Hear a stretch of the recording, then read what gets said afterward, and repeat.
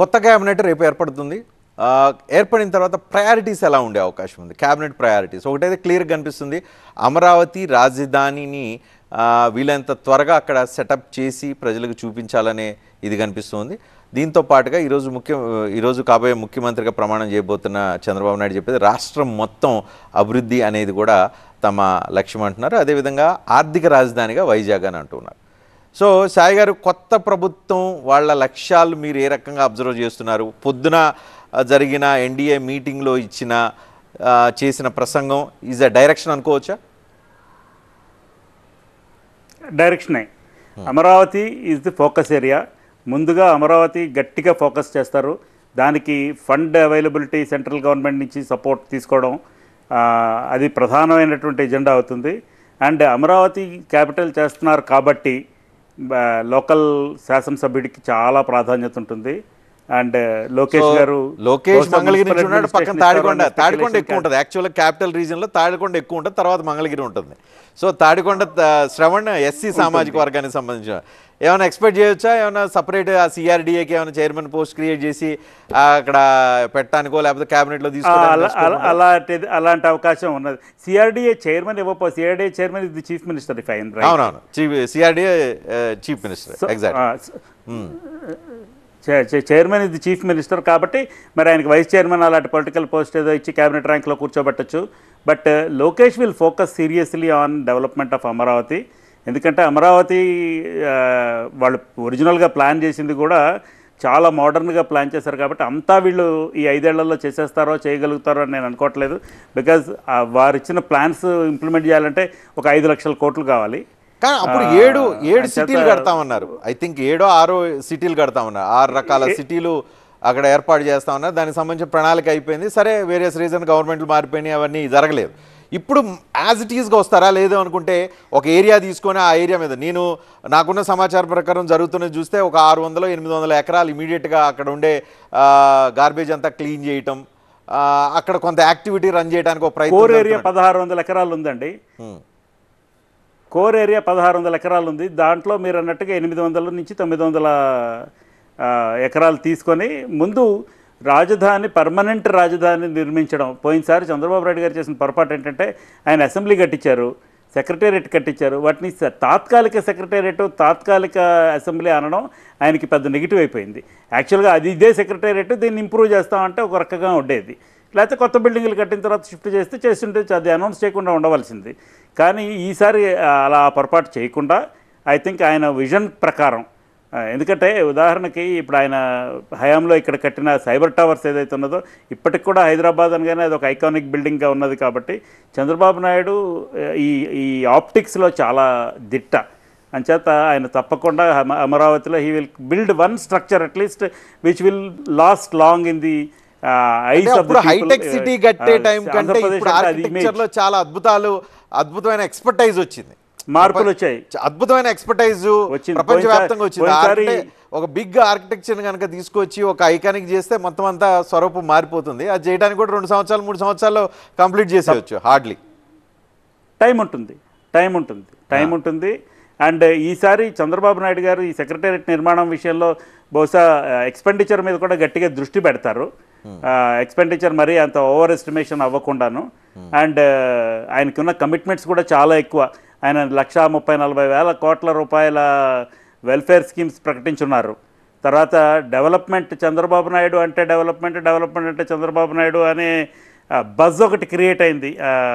So he has to live up to దాన్ని maintain చేయాలి. So దానికోసం ఫస్ట్ ఆఫ్ ఆల్ రోడ్స్ మీద దాన్ని మెయింటైన్ చేయాలంటే రోడ్లు బాగు చేయాలి. ఫస్ట్ జగన్మోహన్ రెడ్డి అభివృద్ధి చేయలేదు అంటే రోడ్లు బాగలేవు అనేది ఈజీగా చెప్పగలిగారు. So he has to focus on the roads. అది అర్బన్ రోడ్స్ కానీ, రూరల్ రోడ్స్ కానీ, స్టేట్ రోడ్స్ కానీ, ఇంటర్నల్ రోడ్స్ కానీ, ఇలాంటివన్నీ చేసేటప్పుడు దానికి కూడా చాలా ఎక్స్పెండిచర్ అవుతుంది. పోలవరం ప్రాజెక్టు గురించి మాట్లాడారు ముఖ్యమంత్రి డిజిగ్నేట్ ఇందాక. పోలవరం ప్రాజెక్ట్ కంప్లీట్ చేయడం గురించి, పోలవరం ఇప్పుడు విధ్వంసం అయిపోయింది, డయాఫ్రమ్ వాల్, ఇలాగ డీటెయిల్స్లోకి వెళ్ళిపోయారు ఆయన. సో మరి Polavaram is another priority. So అందులోని ఆ 7 గ్రామాలని కలుపుకోవడం. పోలవరం అంటే పోలవరం జాతీయ ప్రాజెక్టు, కేంద్రం డబ్బులు ఇవ్వాలి. ఆల్రెడీ మధ్యలో రకరకాల రీజన్స్తో ఆ డబ్బులు ఆగిపోయి ఉన్నాయి. ఇప్పుడు డబ్బులు రిలీజ్ చేయడం, పోలవరం ప్రాజెక్టును పరిగెత్తించడం ఓకే ప్రయారిటీ. నేను ఇక్కడ పాయింట్ ఏంటంటే ఎన్డీఏ కూటమిగా కేంద్రంలో ప్రధానంగా భాగస్వామిగా ఇప్పుడు తెలుగుదేశం మారింది. సేమ్ ఇప్పుడు రాష్ట్రంలో కూటమి ప్రభుత్వం ఏర్పడుతుంది.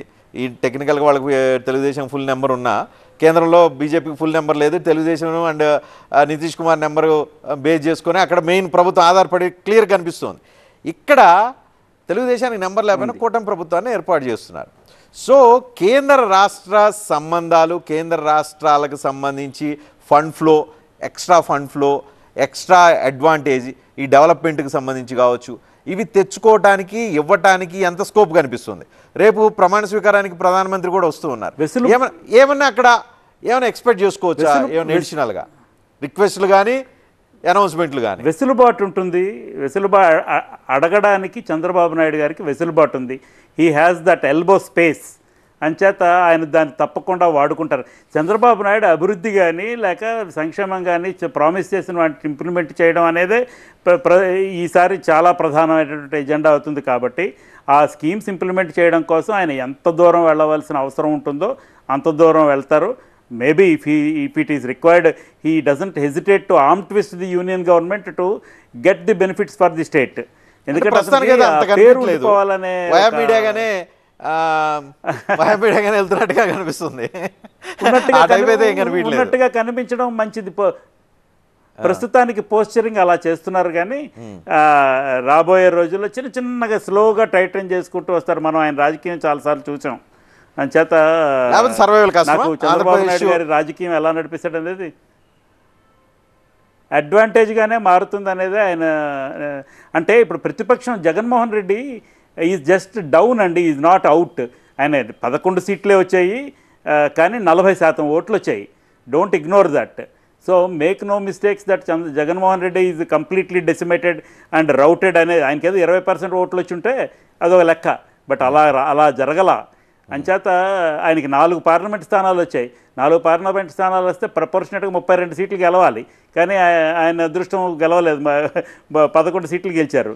కానీ అంచేత అతన్ని మళ్ళీ రైజ్ అవ్వకుండా చూడాలి అంటే he has to deliver at least 60 to 70% of the promises he has to deliver. Okay, next use that cabinet point of వ్యూలోకి వద్దాం. క్యాబినెట్లో మీకు సరే రేపు 20 మంది అవుతారా, 22 మంది అవుతారా, 25 మంది అవుతారా చూద్దాం. రేపు ఈ 20 అయినా 25 మంది మధ్యలో ఎంతమంది ఉన్నా ఎవరు కీలక పాత్ర పోషించే అవకాశం? ఓవరాల్గా మీకు 164 ఎన్డీఏ మెంబర్స్లో ఎవరు కింగ్ అయ్యే అవకాశం ఉంది, కింగ్ మేకర్ అయ్యే అవకాశం ఉంది? మీకు ఎవరు కనిపిస్తున్నారు ప్రామినెంట్? ఒక 2-3 పేర్లు చెప్పగలుగుతారా? కింగ్ మేకర్ని చంద్రబాబు నాయుడు వదిలేండి, చంద్రబాబు అన్డౌటెడ్లీ ఆయన. తర్వాత ఎవరు? చంద్రబాబు నాయుడు గారే ఎక్నాలజీ చేశారు ఎవరు కింగ్ మేకర్ అని. పవన్ కళ్యాణ్ కింగ్ మేకర్ అనే విషయాన్ని ఆయన లెజిస్లేచర్ పార్టీ మీటింగ్లో కూడా చెప్పారు. అండ్ మనందరికి కూడా అర్థమవుతోంది. అంచేత Pawan Kalyan will play a very important role in the administration. ఆయన ఆలోచనలు, ఆయన అభిప్రాయాలు ఇలాంటివన్నీ కూడా గట్టిగా చెప్పే స్కోప్ ఉన్నవాడు ఆయన. అలానే Lokesh is a matured leader అనిపించింది. నేను ఈ మధ్యన ఎలక్షన్కి కొద్ది రోజుల ముందర, ఒక 2-3 రోజుల ముందర, 4 రోజుల ముందర లోకేష్ని ఇంటర్వ్యూ చేశాను నా వెబ్సైట్కి. లోకేష్ గారు చాలా మెచ్యూర్డ్గాను, చాలా కాన్ఫిడెంట్గాను. వన్ క్వశ్చన్, నేను లాస్ట్ క్వశ్చన్ ఆయన ఏమంటే ఎన్ని సీట్లు గెలుస్తారండి అన్నాను. 160 గెలుస్తామండి అన్నాడు. ఆశ్చర్యం వేసింది నాకు, 160 సీట్లు ఎలా గెలుస్తాడని. రిజల్ట్ చూస్తే 164 వచ్చాయి. అంచేత Lokesh is also very matured leader. He will also play a very important role. And Keshav, Narendra, మన కన్నా లక్ష్మీనారాయణ, విశాఖపట్నం జిల్లా నుంచి అయ్యన్న పాత్రుడు, శ్రీనివాసరావు గంట, వీళ్ళందరికీ కూడా అట్లానే మన కింజరాపు అచ్చెన్నాయుడు గారు, కిమిడి కళా వెంకట్రావు గారు, వీళ్ళందరూ everybody will cast their influence on the governance process. వీళ్ళందరినీ కూడా ఒబ్లైజ్ చేయవలసి వస్తుంది. అనేక సందర్భాల్లో కాన్స్టిట్యువెన్సీ లెవెల్ వర్క్స్ వస్తే వాటిని ఒబ్లైజ్ చేయవలసి వస్తుంది. అంచేత క్యాబినెట్లో ప్రధానంగా లోకేష్ గారు, పవన్ కళ్యాణ్ గారు, they will have a major role అని నా అభిప్రాయం. యనమల రామకృష్ణుడు గారు ఉన్నారండి ఫైనాన్స్ మినిస్టర్గా. ఎవరిని చేస్తారో మరి, ఆయన ఎమ్మెల్సీగా ఉన్నారు. ఉన్నారా, ఆయన క్యాబినెట్లోకి వస్తారా, అడ్వైజర్ రోల్లో ఉంటారా అనేది ఇప్పుడు చాలా కీలకం. ఎందుకంటే ఫైనాన్స్ ఆల్టర్నేటివ్ చూసుకోవడానికి ఆనం వచ్చారు. Anam already is a big personality, he can manage finances also. Finance మినిస్టర్గా చేస్తున్నారు. సో ఆల్రెడీ యనమల ఆయన కూతురిని గెలిపించుకొని ఉన్నాడు తుని నియోజకవర్గంలో. సో ఆయన అడ్వైజర్ రోల్కి వస్తారా, డైరెక్ట్గా క్యాబినెట్లోకి వస్తారా, చంద్రబాబు నాయుడు ఛాయిస్ మారుతుందా ఏంటి అనేది కూడా చూడాలి. ఆ పరిణామం కూడా ఎట్లా ఉంటుంది, ఇంట్రెస్టింగ్ పరిణామం అది. అంటే ఇన్సైడ్ ది క్యాబినెట్ అంటే చంద్రబాబు నాయుడు గారు మేనేజ్ చేయలేరు అని నేను అంటలేదు, కానీ ఇన్సైడ్ ది క్యాబినెట్ ఒక తోడు ఒక రైట్ హ్యాండ్ మ్యాన్ ఉండాలి ఆయనకి.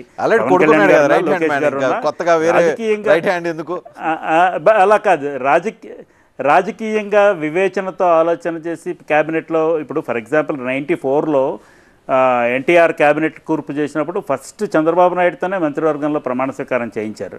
అంతకుముందు ఎన్టీఆర్ గవర్నమెంట్లో చంద్రబాబు నాయుడు మంత్రిగా పనిచేయాలి, అంతకుముందు ఎప్పుడును. ఫస్ట్ టైం 94లో ఆయన ప్రమాణ స్వీకారం చేశారు. అంచేత NTR needed that kind of a person to be in his cabinet. మరి ఈ సందర్భంలో ఆయన లోకేష్ గారిని లోకేష్ గారి మీద అంత 100% డిపెండబిలిటీ రాజకీయంగా ఉంటుందా, లేక మన రామకృష్ణుడు లాంటి వాడిని పట్టుకొస్తారా, అచ్చెన్నాయుడు సరిపోతాడా, బుచ్చే చౌదరికి అవకాశం ఇస్తారా చూడాలి. ఇవన్నీ కూడా చాలా ఇంట్రెస్టింగ్ పరిణామాలుగా పరిణమించే అవకాశం ఉంది. న్యూస్ పేపర్స్కి, టెలివిజన్ ఛానల్స్కి బోలెడంత డిస్కషన్ కంటెంట్ ఇది రాబోయే నెల రోజుల్లో. రేపటితో స్టార్ట్ అవుతుంది.